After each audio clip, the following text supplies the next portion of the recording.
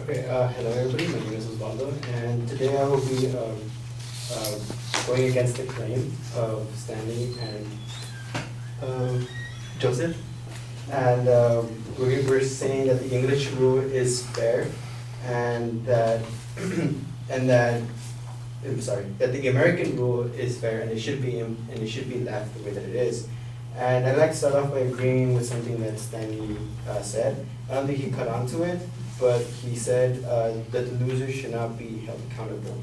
Maybe he was a bit nervous and he didn't catch on to it, but I want to start off with that. So to begin, the American rule, as cited by the United States Department of Justice, is the general rule in this country. The so-called American rule is that each party must pay its own attorney fees. There are, however, numerous federal statutes providing for attorney fee awards where the United States or a federal agency or official is a party. On the other hand, the English rule is described as contrary to the American tradition. Most European countries include in the cost to reimburse to the winner by the loser not only court fees and related costs, but also the attorney fees and other expenses incurred by the winner. It is very important to know that that every single individual should be held accountable for their own fees. It is fair and it is just compared to the English rule.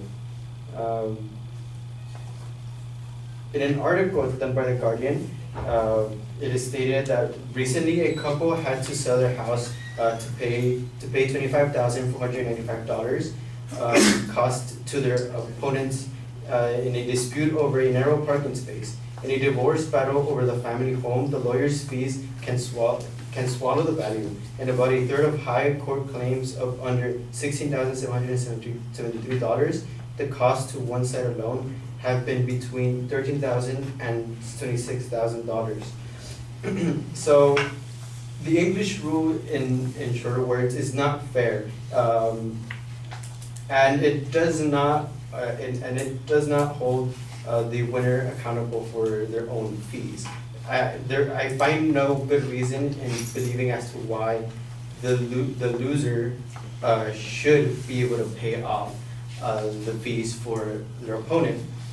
There have been cases, as mentioned before, right now, where people have had to sell homes, their property, their houses. They had to go and give up more than what they should have, leaving them with a lot less than what they began when entering that court case.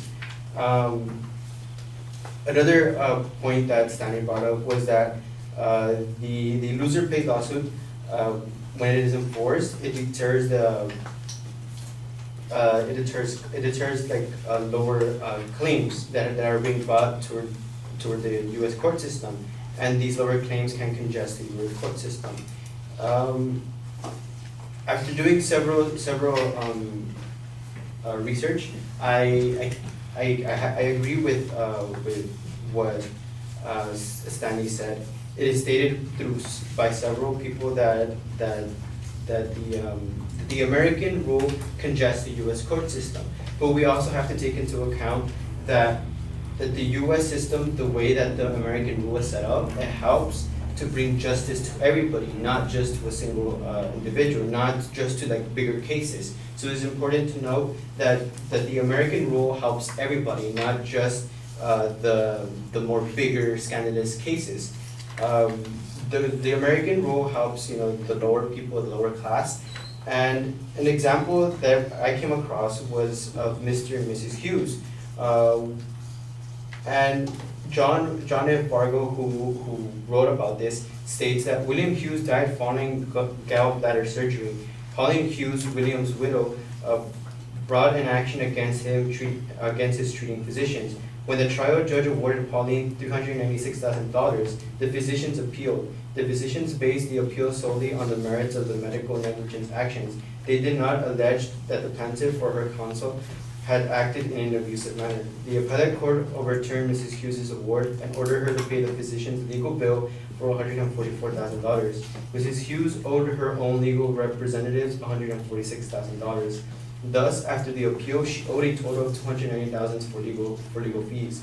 there is a very good reason why Mrs. Hughes not only lost $296,000, but also was obligated to pay $290,000 in legal fees. She lives in London, England.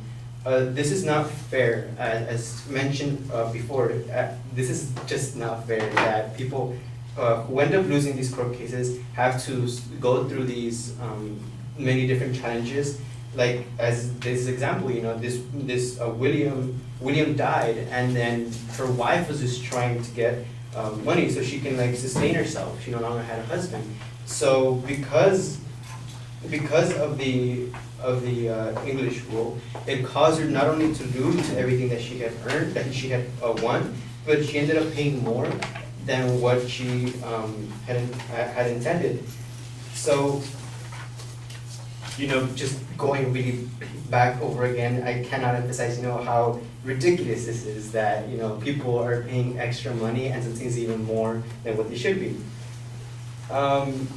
Another example that I came across was an example of given by Eric Turkowitz, who writes in the New York Personal Injury Law. And it's titled "The Fallacy of Loser Pays in Tort Litigation." And he states, say for example, one side has an incentive to run the mirror and stall and can readily afford to do so. If the litigant loses a simple issue of who had the green light, then the financial devastation may follow. But there is no such threat on the other side. The parties are not equal, and the scales of justice unbalanced. So, with that being said, I'd like to finish off just by letting you guys know that the English rule is not fair, and the American rule should remain in place because it is just and it helps everybody, not just a few people. The American rule helps the majority, and that is why it should, you know, be kept in place. Thank you.